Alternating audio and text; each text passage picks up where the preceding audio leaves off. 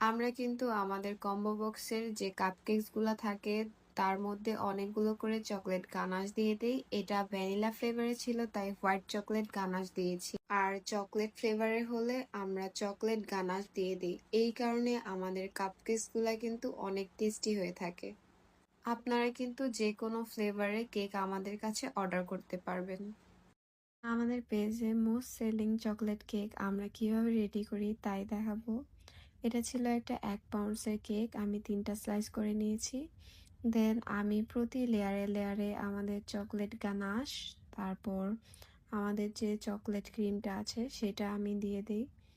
এভাবে প্রতি লেয়ারে লেয়ারে অনেকগুলো করে চকলেট গানাশ আর আমাদের চকলেট ক্রিমটা দিয়ে দেওয়ার কারণে চকলেট কেকের যে অথেন্টিক টেস্টটা আছে সেটা আপনারা পেয়ে থাকেন।